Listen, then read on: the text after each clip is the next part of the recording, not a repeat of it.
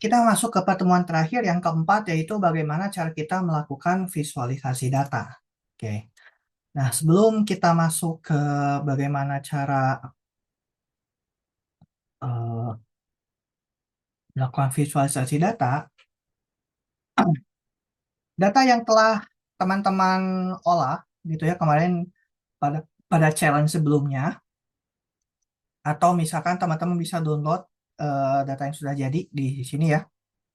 Nanti tinggal download di linknya ada di kolom keterangan. Oke. Nah, kita punya tabel seperti ini.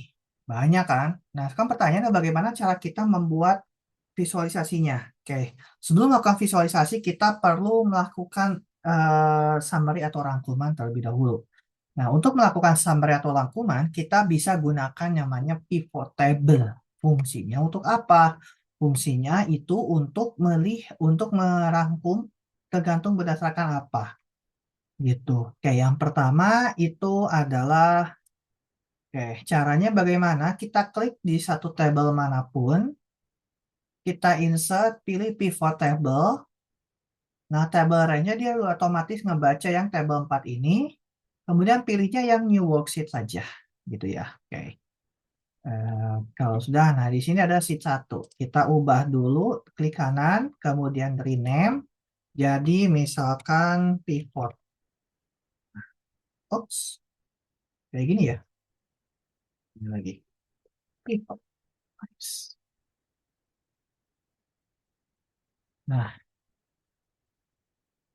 Nah, sekarang bagaimana cara kita melihat rangkumannya?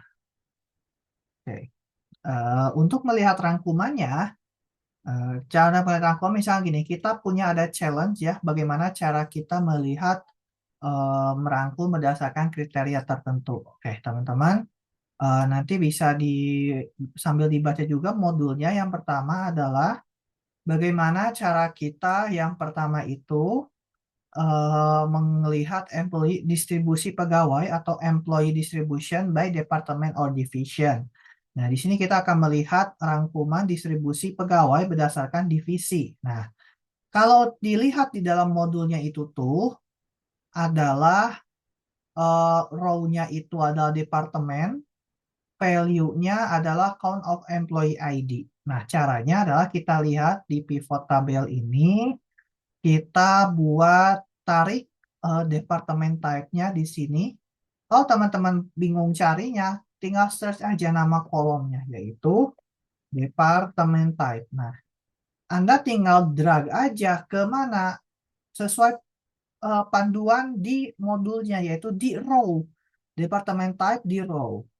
Dia akan muncul di sini ya, row-row jenis-jenis departemennya. Kemudian di value-nya adalah count of employee ID. Oke, kita clear. Nah, employee ID ini kita tarik ke value. Oke, perhatikan di sini kalkulasi karena employee EMPID ini dia berupa nilai ya, karena dia berupa nilai angka, maka kita perlu bisa melakukan kalkulasi.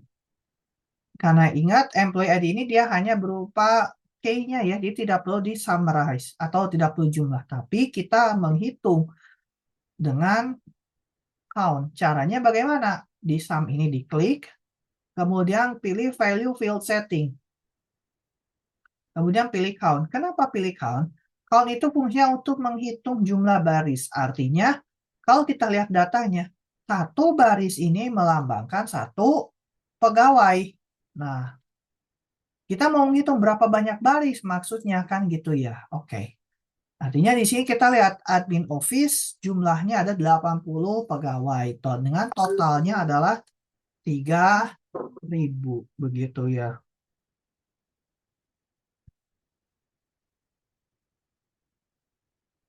Oke. Nah, selanjutnya kita lihat bagian yang B. Employee status composition antara aktif dan juga tidak aktif. Nah, itu bagaimana? Kayak kita lihat row-nya adalah employee status dan juga count of employee ID. Perhatikan bagaimana cara kita membuat pivot yang baru. Teman-teman nggak usah melakukan hal yang sama kayak tadi di awal. Tapi cukup copy paste tabel ini. Kita copy, paste di bawah sini. Nah, kita tinggal ubah aja di sini rows-nya itu dihapus. Caranya bagaimana? Anda tinggal drag aja keluar sampai ada lambang X. Dan kemudian tinggal tarik adalah employee status. Oke. Employee status. Tinggal tarik ke rows ini. Nah, dia akan muncul seperti ini. Oke.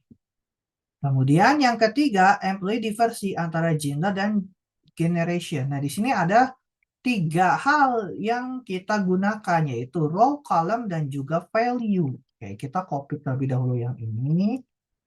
Nah, kemudian di sini kita lihat yang diminta row-nya adalah apa?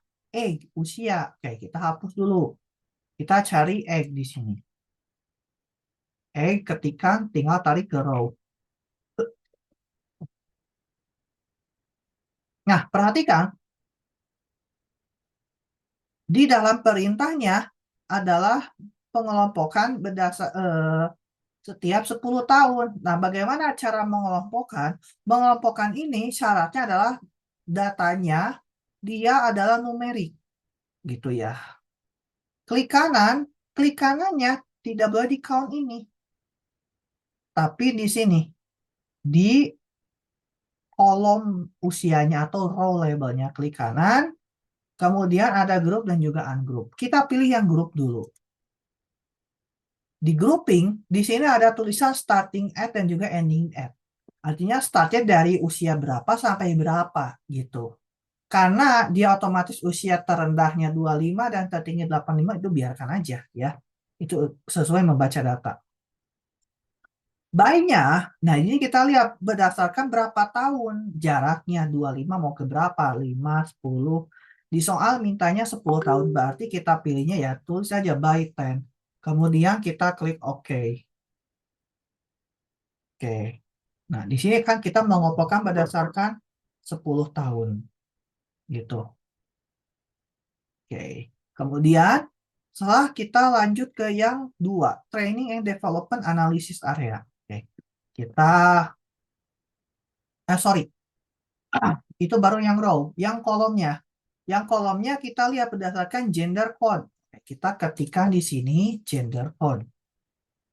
Gender code. Kita tarik ke kolom. Nah, udah dia akan membagi berdasarkan jenis kelamin. Count of employee ID, oke, masih oke lah gitu ya. Oke, nah sekarang sudah kita lanjut ke yang kedua yaitu training and development analysis area. Oke, eh, kita langsung saja di sini buat baru. Oke, kita lihat yang pertama. Ini kita kalau teman-teman bingung kita kasih bagian 1. Nah, di sini kita tulis bagian 2. Supaya teman-teman tadi nggak bingung. Yang pertama ini kita bisa ya nanti ini 1, 2, 3 urutnya kayak gitu aja ya. Oke. Yang bagian kedua itu kita lihat training program success rate. Kita menghitung outcome rate-nya berapa persen. Row-nya itu adalah training program name. Oke, kita ketikkan di sini training program name. Di sini ada, tinggal tarik ke sini di row, departemennya kita hapus. Kemudian kolomnya training outcome. Nah, outcome ini kita tinggal tarik ke sini. Nah, yang terakhir adalah value count of employee ID udah betul. Cuma di modulnya diminta melihat persentase. Untuk melihat persentase, Anda tinggal klik kanan di salah satu value-nya di sini. Ya, bebas. Misalkan di sini, klik kanan. Kemudian show value as. Menampilkan nilai berdasarkan apa? Nah, karena kita ingin melihat persentase dari total, maka Anda pilihnya percentage of grand total. Pilihnya yang ini. Dia akan melihat persentase setiap apa namanya program latihan dan juga outcome-nya bagaimana. Nah, seperti itu. Oke, selanjutnya adalah cost efficiency dan juga training duration yang B. Oke, kita copy lagi.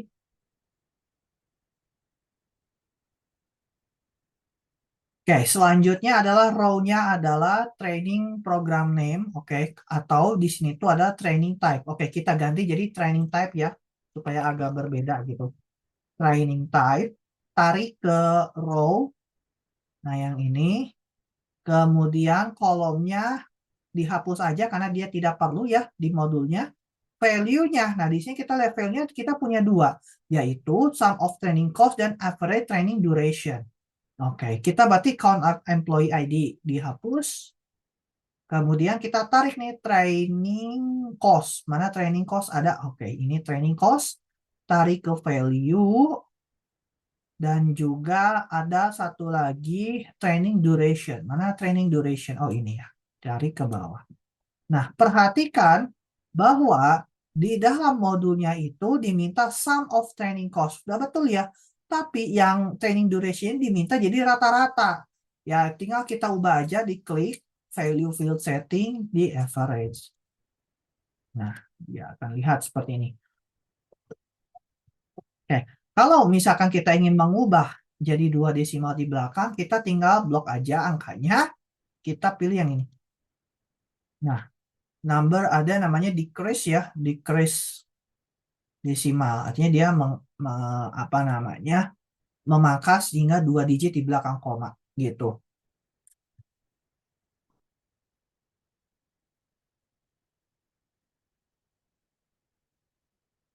Selanjutnya yang terakhir adalah training cost allocation. Training cost allocation. Oke.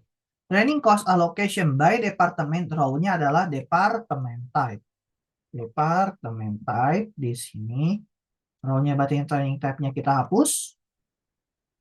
Kemudian value-nya, oke, kolomnya hapus. Value-nya adalah sum of training cost. Training cost. Training cost. Nah, kemudian, nah untuk mengurutkannya highest to lowest itu klik kanan di sini ya. Kemudian di value-nya, kemudian pilih sort di sini largest to smallest karena dia diminta yang highest to lowest ya. Nah, sama aja gitu.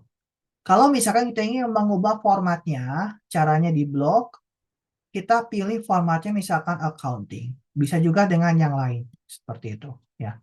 Kalau kita melihat berdasarkan cost-cost atau pengeluaran gitu. Oke, kalau sudah kita masuk ke bagian yang ketiga, yaitu performance and engagement area. Oke, ada dua, yaitu performance score distribution dan juga satisfaction and engagement index by department. Oke, yang pertama kita copy paste dulu. Yang pertama itu kita lihat row-nya itu adalah performance score. Oke, kita cari performance. Oh, ada tinggal tarik ke row yang ini hapus. Kemudian ya ini value-nya kita hapus. Count of employee ID. Oke, berarti employee ID tinggal diubah value field setting jadi count. Oke. Kemudian yang kedua yaitu depart satisfaction ya ini pakai department type. Oke, kita cari department type ke sini. Nah, hapus. Kemudian yang terakhir adalah average engagement score. Berarti engagement score kita tarik ke sini dan juga satisfaction. Kita ketikkan satisfaction score. Nice. Ini aturannya karena sum kita ubah value field setting ke average ya. Oke. Oke, kita ubah digitnya jadi hanya 2 ya. Nah, lebih enak seperti ini. Oke, teman-teman di situ udah beres ya semuanya. Ketika kita udah merangkum, nah sekarang kita masuk penjelasan materi sedikit ya terkait bagaimana cara kita memilih visualisasi. Yang pertama adalah ada line chart. Line chart ini fungsinya apa? Untuk melihat tren waktu. Intinya ya, jangan membandingkan. Misalkan gini, saya itu ingin melihat perbandingan barang A dengan barang B. Anda jangan pakai line chart kalau tidak ada tren waktu. Nah, karena kan membaca line chart itu melihat, oh, waktunya misalkan per bulan, per tahun, atau per hari itu bagaimana naik turunnya. Kan kalau barang tuh tidak bisa melihat, hanya melakukan compare A ke B. Oh, A ini turun ke B, maksudnya gimana? Kan nggak nyambung gitu. Kalau mau melakukan compare A dan B, itu bisa menggunakan bar chart gitu ya. Nah, kalau pie chart itu untuk apa? Sebenarnya sama untuk melihat compare. Cuman pie chart itu fungsinya kalau kita ini melihat persentase. Gunakan pie chart.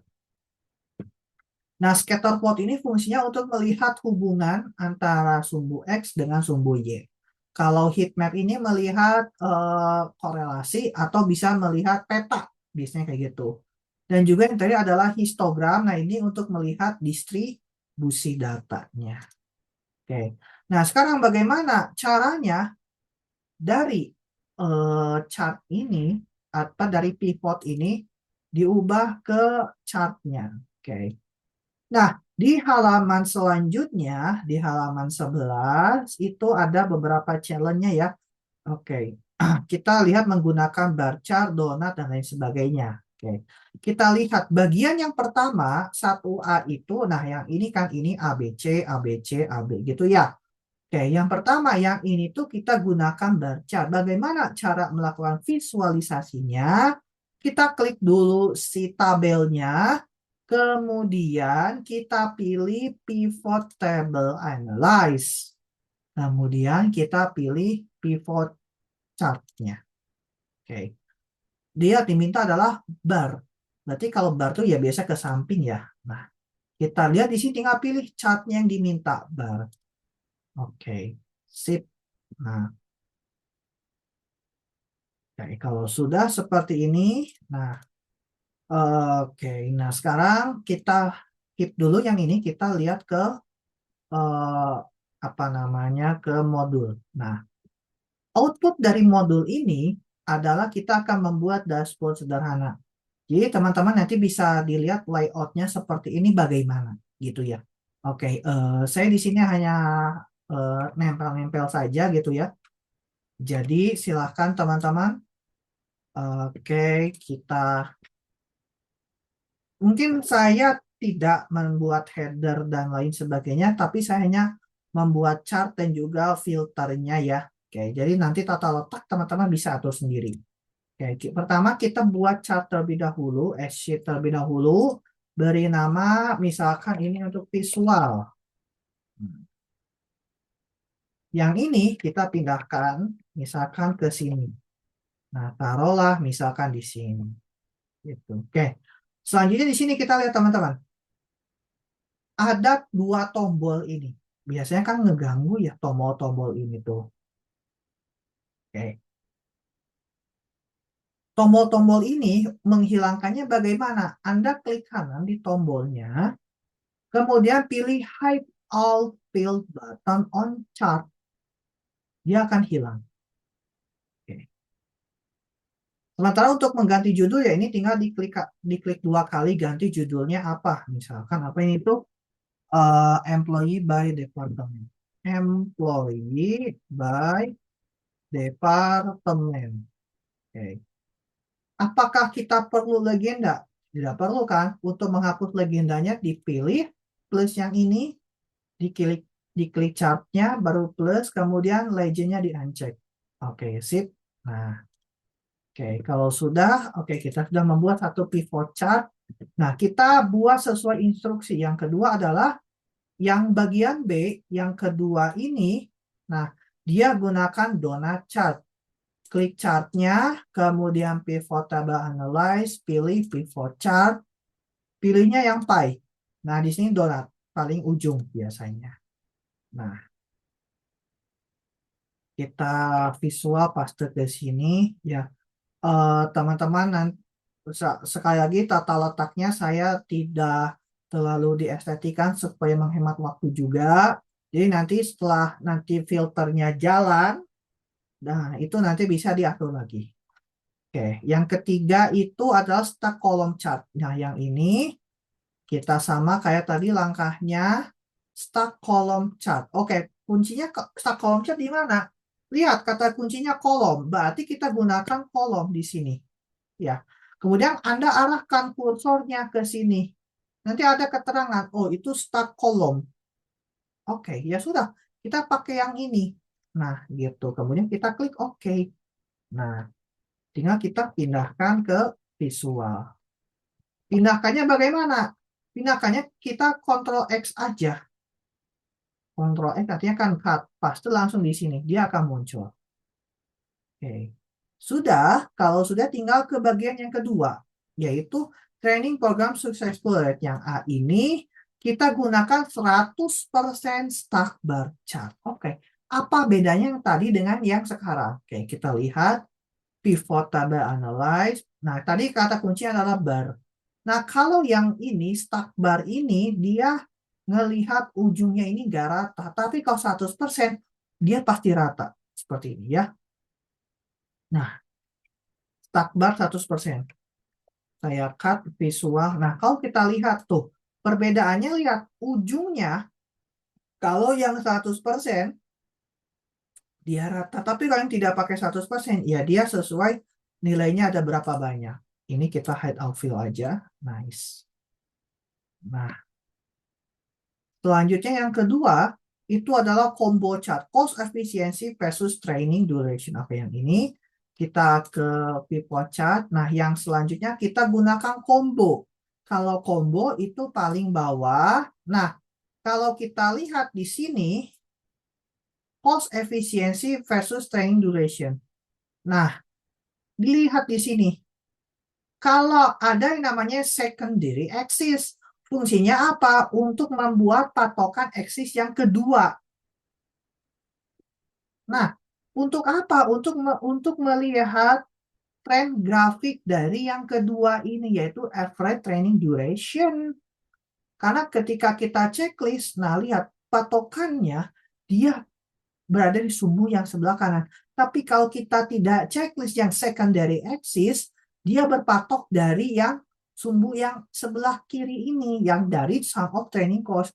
Ini sangat jomplang perbedaannya.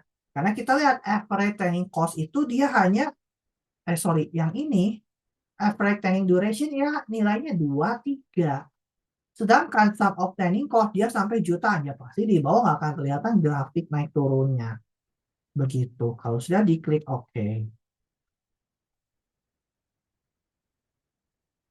Nah, dan yang selanjutnya adalah training cost allocation tree map or column chart yang ini. Nah, kita pivot table analyze tree map. Sayang tidak bisa ya. Kalau tidak bisa, oke, kita ubah ke column chart yang ini. Oke, kita cut ke visual. Nah, selanjutnya yang ketiga yaitu performance and engagement. Yang pertama, nah yang ini, dia bagian A itu adalah kolom chart, ya sama kayak tadi, kolom chart yang ini. Boleh mau pakai yang 3D juga, mangga terserah. Tinggal menyesuaikan saja. Oke, kita paste ke sini. Yang terakhir itu adalah kita menggunakan radar chart yang ini. Kita klik pivot table, pivot chart, kita pilih yang radar. Oke, mau yang pakai titik atau yang enggak terserah ya. Oke, nah, nice. Oke, oke. Nah, di sini berarti visual-visualnya sudah kita buatkan juga. Nah, selanjutnya adalah kalau kita lihat di dashboardnya ada angka 3000. Nah, maksudnya apa? Dia itu harus mengikuti jumlah total employee-nya. Kalau misalnya kita filter nanti di departemen ini, total employee-nya hanya segini. Nah, gitu. Misalkan departemen A itu hanya 500. Nah, nanti di 3000 itu harus nambah 500. Caranya bagaimana? Oke. Itu kan tinggal insert aja teman-teman ya. Nah, oke, insert nanti tinggal kita blok di sini. Misalkan di sini kita match total employee Nah, di sini kita blok lagi. Nah, oke, ketengahin, kita perbesar wrap text ya. Nah, Anda ingin melihat total employee ini 3.000. Bagaimana caranya? Caranya Anda lari dulu ke pivot, kemudian buat pivot baru. Ya, terserah dari mana patokannya, kemudian paste ke sini. Nah, ya. Nah, kemudian di sini kita tampilkan apa namanya field listnya. Caranya, lihat kalau tampilnya seperti ini, kita pilih yang atas. Tapi kalau tidak ada kosong seperti ini, caranya Anda klik kanan di pivotnya, kemudian show field list. Dia akan muncul. Nah, sederhananya Anda row-nya hapus dan value-nya hapus. Value-nya ganti dengan employee ID, tapi kalkulasinya diubah jadi count. Nah, satuannya jangan rupiah karena kan bukan mata uang gitu. Oke. Nah, selanjutnya Anda mengetikkannya di sini bukan ketik sama dengan ngetik langsung 3.000 enggak, tapi kita gunakan formula. Anda klik di formula sini, gunakan sama dengan tadi lari langsung ke pivot. Nah, di sini lihat, dia pivot tanda seru artinya dia merujuk pada sheet pivot. Kita pilih tadi yang ini kan munculnya. Kita klik yang itu sekali, enter. Nah, dia akan muncul 3.000. Artinya ya memang patokannya 3.000. Nanti dia akan berubah ketika kita melakukan filter. Oke. Nah, sekarang bagaimana cara kita membuat filternya? Oke. Untuk membuat filternya, Anda bisa klik di sini, di sembarang chart, gitu ya. Kemudian pilih Pivot Chart Analyze, ada filter di sini. Ada Insert Slicer dan Timeline. Oke. Kalau kita perhatikan di sini, ya. Nah, yang ada garis lurus ini, dia adalah timeline, filter timeline, masalah waktu. Tapi kalau yang ke bawah list ini, dia adalah filter kategori. Oke. Kita ambil kategori dulu. Yang pertama, yaitu ada training type, employee status gitu ya. Oke, caranya kita pilih insert slicer yang tadi. Nah, yang ini. Kemudian kita checklist filternya mau pakai yang apa aja. Kalau di soal ini contohnya adalah training type. Berarti kita harus cari nih satu-satu. Nggak bisa di searching kayak di sini, pivot chart. Gitu ya. Training type. Oke, training type checklist. Kemudian yang kedua, employee status. Oke, kita cari employee status. Yang ketiga yaitu department type. Ya, yang ini terakhir adalah performance. Apa ini tuh? Kita lihat depannya performance. Performance score. Oke, sudah. Oke. Nah, kemudian ya kita coba tata letak sedikit dulu ya. Oke. Oh, ini kayaknya kekurangan. Nah, misalkan seperti ini teman-teman. Oke, nah nanti tinggal yes. Nah, training type. Nah, kemudian yang ini kita taruh di sini katanya ya. Oke, nah di sini cukuplah. Nah, terakhir adalah kita mau insert tadi timeline-nya. Gitu ya. Timeline-nya bebas mau chart yang mana, pivot chart, insert timeline. Tadi itu adalah training date dan juga start date. Checklist. Kita taruh di sini. Nah, taruh di sini. Nah, kalau kita perhatikan, kita klik yang aktif, yang tadi filter sumbernya hanya ini aja. Cara menghubungkan ke semua chartnya adalah, oke, yang pertama Anda klik dulu slicernya, kemudian pilih slicer, kemudian pilih report connection.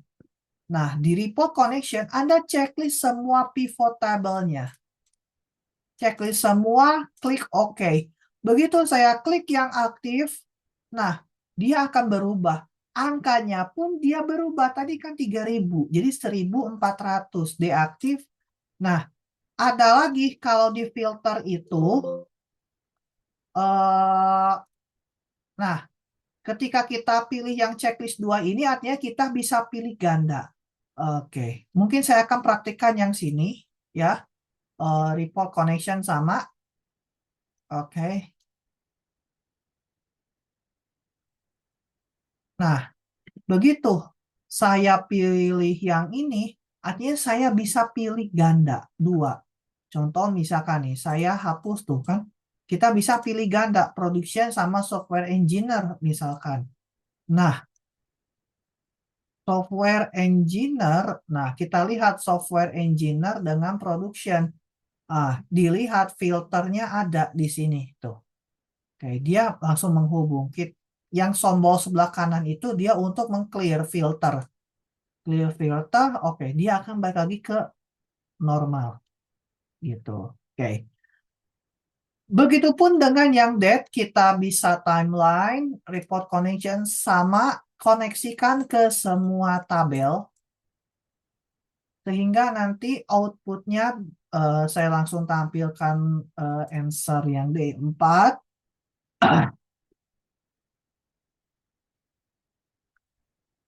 Nah, sorry, agak lama. Ada datanya banyak.